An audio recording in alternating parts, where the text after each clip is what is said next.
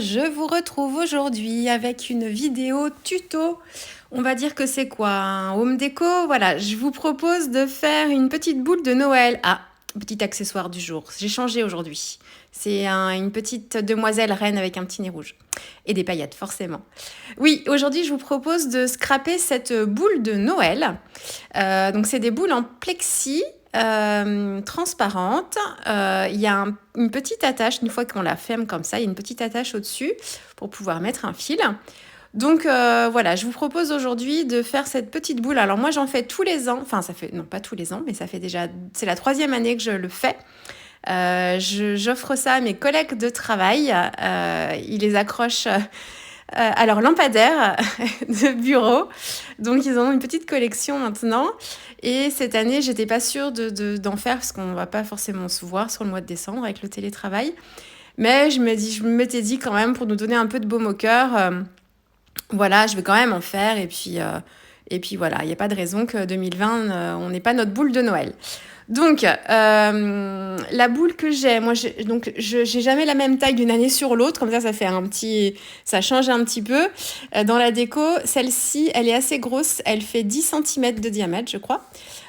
Vous les trouvez, je pense qu'à la Fée du Scrap, vous devez avoir certains modèles. Alors, je sais qu'il y a des 12 cm, des encore plus grosses que ça, mais la Fée a plusieurs tailles, hein, donc allez voir. Il y en a certaines qui sont ouvertes aussi. Moi, la mienne est fermée, mais il y en a qui restent ouvertes, comme des petits terrariums. Voilà. Donc, voilà, 10 cm. Et j'ai choisi forcément de travailler mes petits. Je trouve que ce Noël est tellement particulier que même, voilà, pour les collègues, au boulot, c'est pareil. Ça va être un Noël pas comme les autres. Donc voilà, je me suis dit, ces personnages-là, ils sont tout à fait dans le thème de cette année. Donc, je travaille avec mon petit elfe. Alors, je travaille avec de l'aquarelle encore, parce que je suis plus à l'aise avec mes aquarelles pour la précision. Les tampons sont relativement grands, mais les détails sont assez fins. Et avec les feutres à alcool, il faut être super précis, avoir bien dosé la pression du feutre en fait sur le papier. Parce que si vous appuyez un peu trop, le feutre, en fait, l'alcool va avoir tendance à s'étaler un petit peu et ça a tendance à déborder, en fait. Donc, il faut avoir le geste très, très précis. Donc, avec les aquarelles, moi, je suis bien plus à l'aise. Donc, j'avais tamponné mon motif sur un papier aquarelle. Je pense que c'est un Montval de chez Canson, un basique. C'est bien suffisant pour les colorisations, de toute façon. Et mon encre, c'est une Versafine claire noire. Vous verrez que j'ai pesté après mon encre. Vous allez comprendre. Voilà, en termes de couleurs, donc je le travaille vraiment comme sur le packaging, donc les mêmes couleurs, les mêmes gammes de couleurs, hein, le rouge, le vert au même endroit. Je me suis loupée sur le ceinturon, mais bon, c'est pas grave. J'ai pas fait exactement pareil, mais c'est pas très grave. Et je travaille avec, bon là vous les voyez pas toutes, mais j'ai ma palette où j'ai mes bleus et mes verts de sortie. Et j'ai pas fait de mélange, j'ai travaillé avec ma terre verte brûlée, qui est un vert avec un peu de bleu dedans, assez foncé.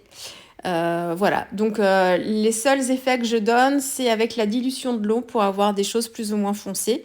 Mais autrement, c'est que ma terre verte brûlée. Et le rouge, alors j'ai une palette avec tous mes rouges et mes roses, mais ça m'encombrait là, donc j'ai ressorti ma petite palette, les couleurs VF, parce que j'ai un godet de rouge dedans. Voilà, et je l'ai mélangé un petit peu avec le godet qui est un peu plus marron, enfin c'est un marron avec beaucoup de rouge dedans, pour assombrir un peu mon rouge et qu'il soit un petit peu plus bordeaux. Voilà, la clochette, c'est de l'orchinacridone, du grit paint pour faire les parties qui étaient un peu plus noires. Et ensuite, je me suis inspirée de la colorisation du packaging pour placer mes ombres, comme pour la dernière version. Donc voilà. Ensuite, pour agrémenter ma mise en scène, j'ai reporté en fait le contour de ma boule sur un papier aussi aquarelle. J'ai fait le tour au crayon, je découpe pas tout de suite. Je travaille en fait mon fond à l'aquarelle. Donc je veux un effet neige, montagne, voilà. Donc j'ai appliqué un petit mélange de grit paint, mais enfin pas un mélange, mais un grit paint très très très dilué en base. J'essaye de pas mettre de l'eau, enfin de la couleur partout. Et ensuite, avant que ça ne sèche, je remets des petites touches de grit paint un peu moins diluées et j'essuie avec un essuie-tout pour faire un côté un peu plus flou. Et ensuite, je travaille un peu plus la partie ciel avec des effets de nuages qui seraient comme ça un peu filants. Donc c'est des petits traits de pinceau comme ça, très légers, très dilués. C'est vraiment pour pas laisser en fait le fond de ma carte dans la boule vierge en fait. C'est juste pour le travailler un tout petit peu. Ensuite, c'est la partie détourage. C'est pas très compliqué le détourage, il faut juste, avec le cutter, il faut juste que vous ayez un cutter de précision avec une lame qui soit relativement récente. Je vous l'ai dit pour la vidéo précédente, ça change tout vraiment si vous trouvez que vous accrochez, que vous découpez pas bien, changez la lame de votre cutter et vous verrez, ce sera beaucoup mieux après. Donc moi je commence d'abord par faire les détails au cutter de précision parce que les motifs sont moins fragilisés comme j'ai le papier tout autour. Et une fois que j'ai fait les parties les plus précises, je termine au ciseau le reste. Là, je découpe mon cercle, donc je vous conseille, ça c'est un petit travail d'ajustement et de patience, je vous conseille de couper au ciseau à l'intérieur du cercle marqué au crayon de bois et non pas à l'extérieur. Alors dessus c'est bien mais c'est à peine suffisant, il faut que votre cercle là il soit un tout petit peu plus petit pour qu'il rentre bien en fait dans la boule. Et c'est pas toujours évident de trouver la bonne taille du premier coup. Donc il faut y aller vraiment progressivement. Vous voyez là, ça dépasse encore un petit peu. Donc je fais le contour et je vais couper juste cette partie. Donc c'est vraiment très léger. Si vous coupez trop, après votre cercle il sera trop petit et il va glisser en fait dans la boule et il va pas rester bien plat, bien droit comme ça.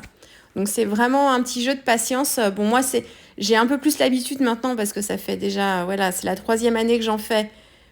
La 3e ou la 4e? Non, la 3e année. Et j'en fais 4 à chaque fois. Je fais des séries de 4 boules, donc je suis un peu rodée. Mais vraiment, voilà, travailler tout doucement et affiner au fur et à mesure. Je vais travailler un petit peu plus mon fond. Donc là, j'ai mis un petit peu de masking tape, en fait, que j'ai replié sur lui-même pour que mon fond de carte, en fait, reste bien fixé sur ma petite table, ma petite plaque en verre. Et j'utilise un pochoir de la Fée du Scrap. C'est un pochoir qui vous permet de faire des petites marques qui peuvent ressembler à des petits flocons. Donc moi, j'ai utilisé celui voilà, en haut à droite. Et avec de la modeling paste, je viens faire des petits flocons comme ça pour pouvoir ensuite positionner mon elfe. Donc voilà, donc vous voyez, c'est très léger hein, dans le fond. Ça fait comme s'il était dans la neige ou s'il y avait une montagne en arrière-plan. Et la modeling paste, on la voit, elle est en ton sur ton parce que mon ciel est très très clair. On la voit un tout petit peu, ça fait vraiment comme des flocons de neige. Voilà, j'aurais pu mettre mon elfe un petit peu en 3D, je me rends compte, ça aurait été sympa de le voir un petit peu monter sur mousse 3D.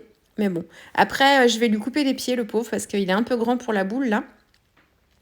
Donc si je l'avais monté sur mousse 3D, ouais. Après vous allez voir, ses pieds on les voit pas trop. Vous allez voir après, est-ce que je rajoute des choses. Donc voilà pour la première face. Je regarde un petit peu ce que ça donne. Voilà. Après, c'est super sympa. L'effet, en fait, voilà, c'est ça que je vais rajouter. Et puis, je vais remettre des petites étoiles aussi. Donc, vous voyez, on va plus trop voir ses pieds, en fait.